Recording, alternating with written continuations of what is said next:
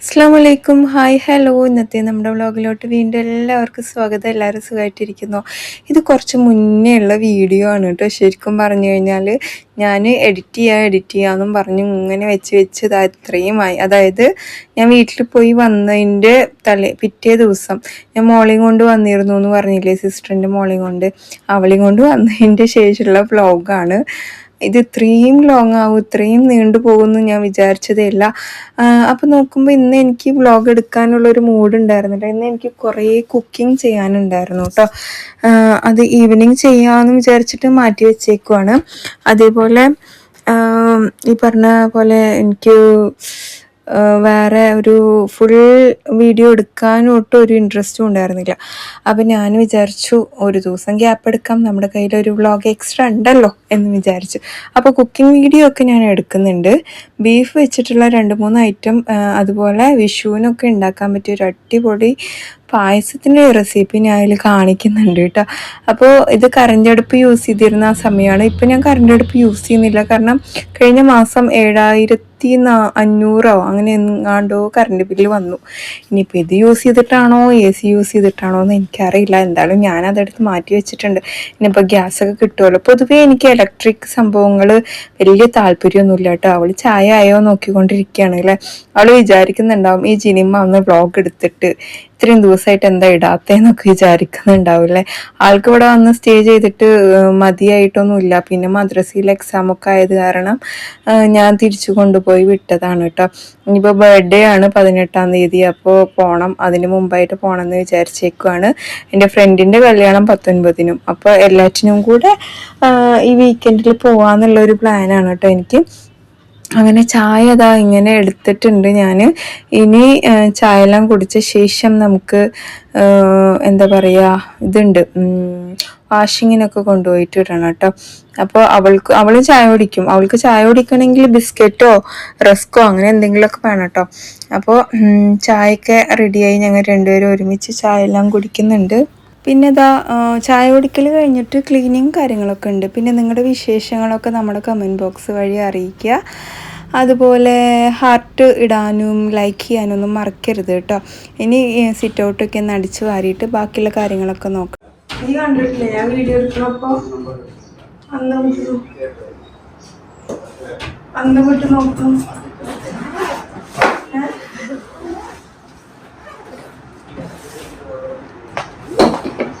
വയസ്സാവറ് പോട്ടൊക്കെ കൊടുക്കുമ്പോ ഇങ്ങനെ വിട്ടു ഇങ്ങനെ പറയോ വയസ്സാവറ് കൊടുക്കുമ്പോ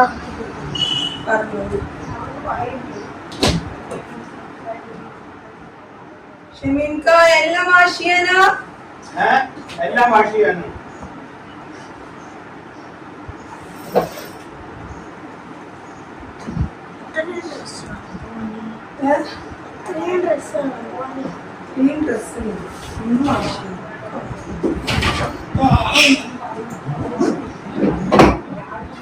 അവിടെ വാഷിംഗ് മെഷീൻ ഉണ്ട്. വാഷിംഗ് മെഷീൻ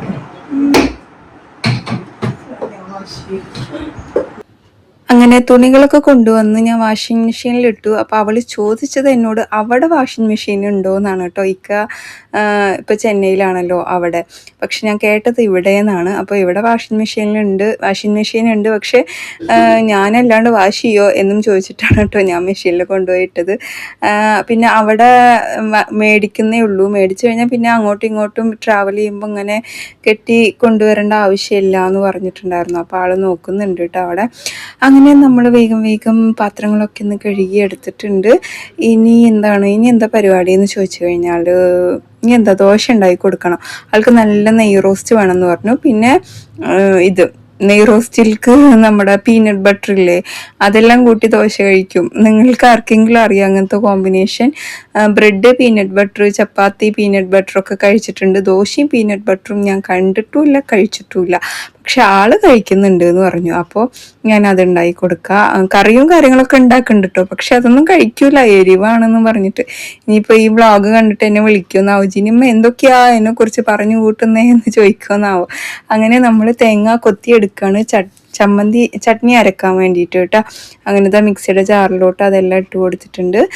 പച്ചമുളകും ഇട്ട് കൊടുത്ത് ഉപ്പൊക്കെ ചേർത്തിട്ട് നമ്മൾ ഇതൊന്ന് നന്നായിട്ടൊന്ന് അരച്ച് കൊണ്ടുവരണം. ആദ്യം ചതച്ചെടുക്കണം, പിന്നെ വെള്ളമാക്കിയിട്ട് അരച്ചെടുക്കണം കേട്ടോ, ഇല്ലെങ്കിൽ ഇത് അരയൂല.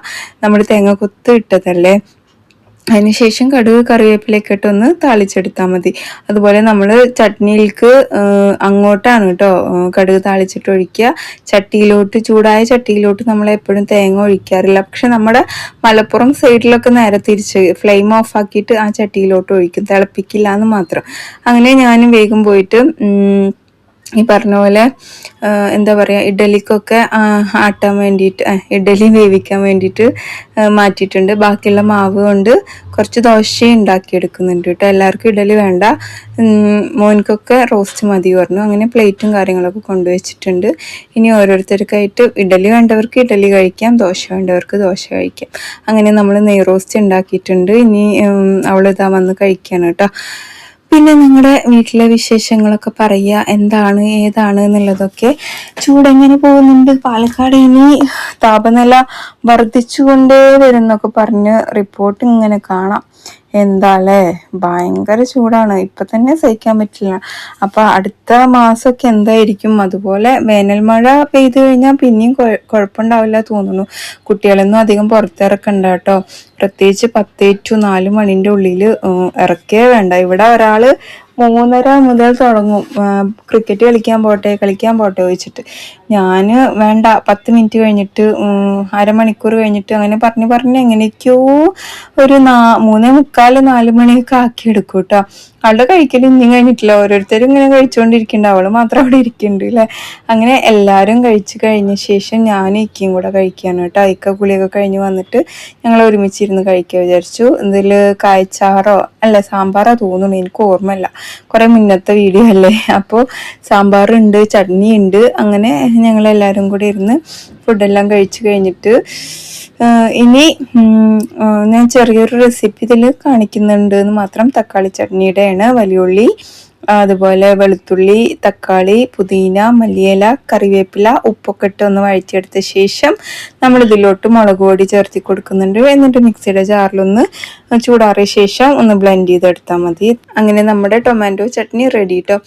അതുപോലെ ഞാൻ ഇന്ന് രാവിലെ ജിമ്മിന് പോയിട്ടോ. വൈകുന്നേരം ഞാൻ പറഞ്ഞില്ലേ കുറച്ചധികം ഫുഡ് ഉണ്ടാക്കണം.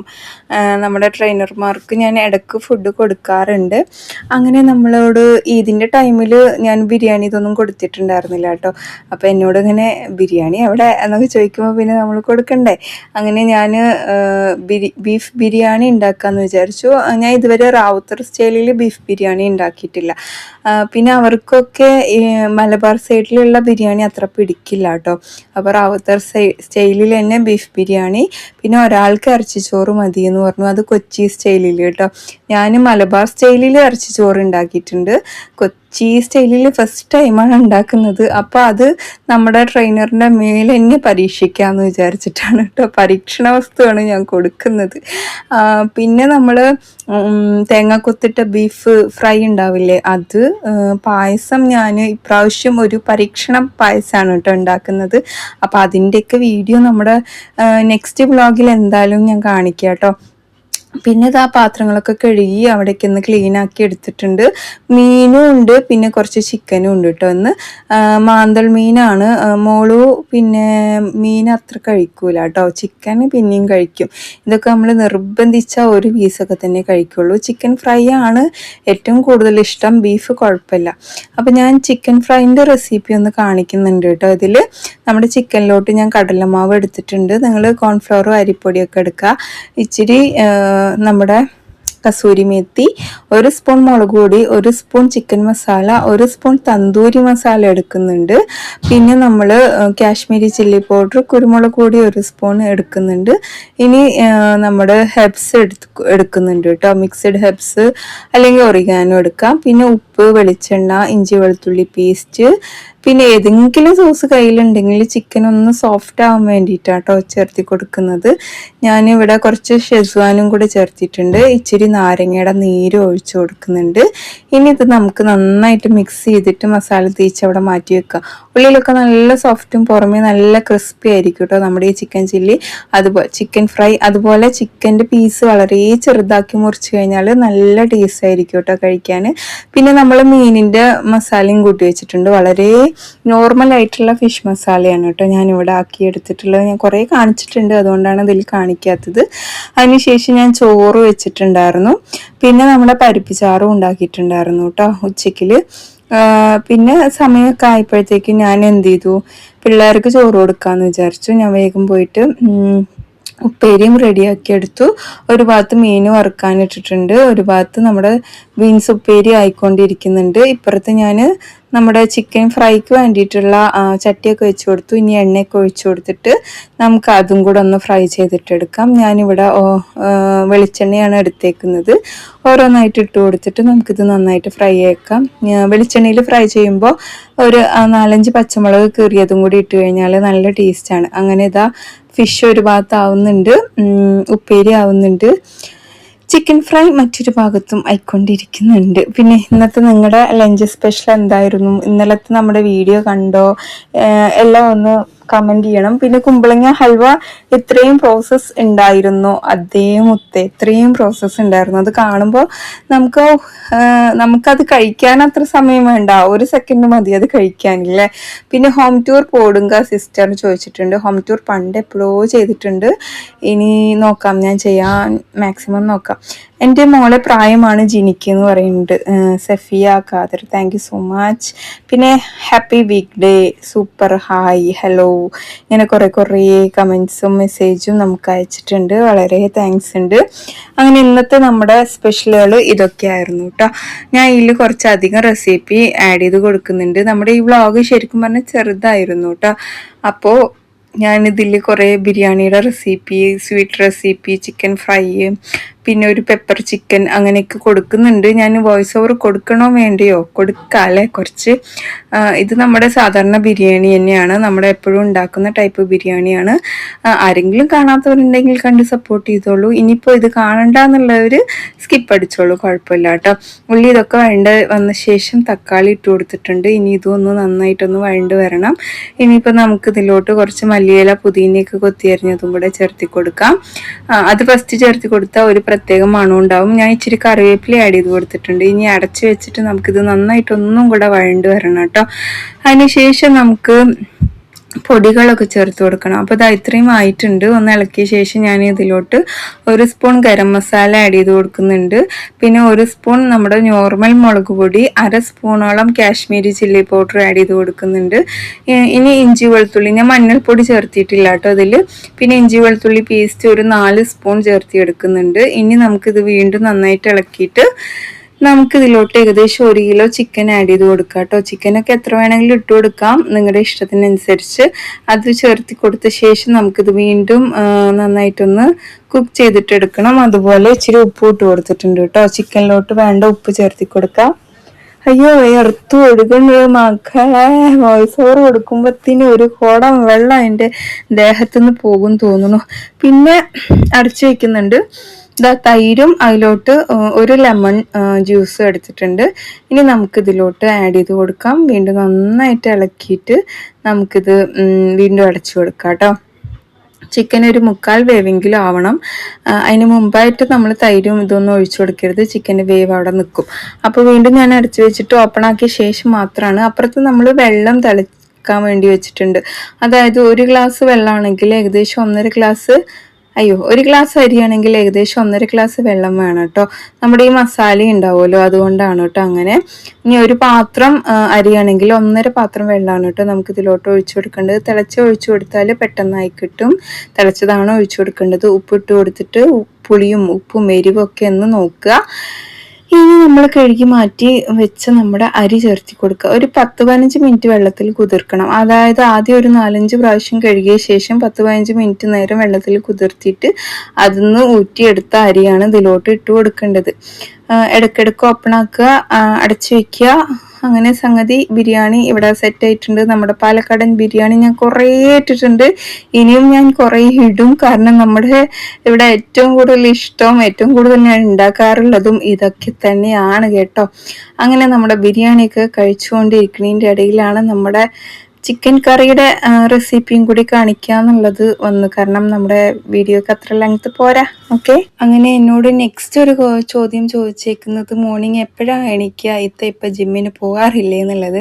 ജിമ്മ് ഞാൻ വീണ്ടും റീസ്റ്റാർട്ട് ചെയ്തിട്ടുണ്ട്. ഇടയിൽ വീണ്ടും ഒരു 2-3 ദിവസമൊക്കെ ഗ്യാപ്പ് ഇടേണ്ടി വന്നു.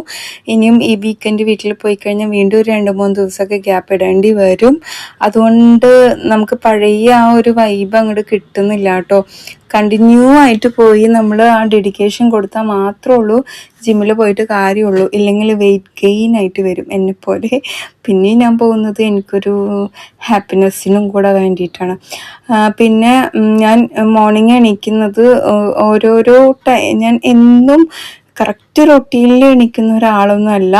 എനിക്ക് ഇന്ന് കുറച്ച് ജോബ് കൂടുതലുണ്ടെങ്കിൽ അല്ലെങ്കിൽ വേറെ എന്തെങ്കിലും അങ്ങനെയൊക്കെ ഉണ്ടെങ്കിൽ ഞാൻ അതിനനുസരിച്ച് എണീക്കുന്ന ആളാണ് കേട്ടോ. അല്ലാണ്ട് എപ്പോഴും ഒരേ ടൈമിൽ എണീച്ച് ഒരേ ഇതല്ല ഞാൻ ചെയ്യുന്നത്. അധികം ഞാൻ 4:45 എണീക്കുന്ന ഒരാളാണ്. ചിലപ്പം അത് 5:15 ചിലപ്പോൾ 5:30 ആകും. അങ്ങനെയൊക്കെ ആവാറുണ്ട് കേട്ടോ. 6-7 മണി വരെ ഒന്നും അങ്ങനെ കിടക്കാറില്ല. 6 മണി വരെയൊക്കെ കിടക്കാറുണ്ട് ചില സമയത്ത്. അങ്ങനെയുള്ള സമയങ്ങളും വന്നിട്ടുണ്ട് കേട്ടോ. അങ്ങനെ ഇതാ നമ്മുടെ ചിക്കൻ കറി ഇതാ റെഡി ആയിട്ടുണ്ട്. പിന്നെ സൺഡേ ഒക്കെ വരുമ്പോൾ കുറച്ചൊക്കെ ഒന്ന് ലേറ്റ് ആകും. സൺഡേ പൊതുവേ എല്ലാവരും ഒന്ന് ലേറ്റായിട്ട് എണീക്കുന്ന ഒരു ദിവസം കൂടിയല്ലേ. പിന്നെ നെക്സ്റ്റ് ഞാൻ ഇവിടെ കസ്റ്റാർഡ് ഉണ്ടാക്കിയിട്ട് എടുക്കുന്നുണ്ട്. കസ്റ്റാർഡ് എല്ലാവർക്കും ഇഷ്ടമുള്ള ഒരു സ്വീറ്റാണ് അല്ലേ. ഇവിടെ എല്ലാവർക്കും ഭയങ്കര ഇഷ്ടമാണ് കേട്ടോ കസ്റ്റാർഡ്. അങ്ങനെ ഞാൻ പാലിലോട്ട് പഞ്ചസാര ഇട്ട് കൊടുത്തിട്ടുണ്ട്. ഇവിടെ കസ്റ്റാർഡ് പൗഡർ വെള്ളത്തിലാണ് കേട്ടോ ഞാൻ മിക്സ് ചെയ്ത് വെച്ചേക്കുന്നത്, പാലിലല്ല. പാലിൽ മിക്സ് ചെയ്യണമെങ്കിൽ അങ്ങനെയും ചെയ്യാം. അപ്പം നമുക്ക് ആവശ്യത്തിനുള്ളത് മാത്രം ഇങ്ങനെ ഒഴിച്ചൊഴിച്ച് കട്ടിയാക്കിയിട്ട് എടുക്കുക കേട്ടോ ഞാൻ ചെയ്യണത്. ഒരുപാട് അങ്ങോട്ട് കട്ടിയാക്കാനും പറ്റൂല. അപ്പോൾ ദാ ഈ ഒരു ലെവലിൽ ഞാൻ ആക്കിയെടുത്തിട്ടുണ്ട്. ഇനി ചൂടാറിയ ശേഷം ഇതിലോട്ട് ഡ്രൈ ഫ്രൂട്ട്സ്, നട്ട്സ്, ഡേറ്റ്സ് ഒക്കെ ഇട്ട് കൊടുക്കുക കേട്ടോ. ഞാനിവിടെ ആപ്പിള്, പഴം, പിന്നെ ഗ്രേപ്സ് ചേർത്തിയെടുക്കുന്നുണ്ട്. പിന്നെ ഈത്തപ്പഴം, ബദാമും കാഷ്യൂവും ചേർത്തിയെടുക്കുന്നുണ്ട് കേട്ടോ ലാസ്റ്റായിട്ട്. അത്യാവശ്യം റിച്ച് ആയിട്ടുള്ള ഒരു ഫ്രൂട്ട് സാലഡ് തന്നെ ഉണ്ടാക്കുന്നത്. പിന്നെ കസ്റ്റാർഡ്, പിന്നെ ഇതിലോട്ട് ഞാൻ കുറച്ച് മാങ്ങയുടെ ഒരു ടേസ്റ്റ് വരാൻ വേണ്ടിയിട്ട് കുറച്ച് മാംഗോയുടെ എസെൻസും കൂടെ ചേർത്തിയെടുക്കുന്നുണ്ട് കേട്ടോ.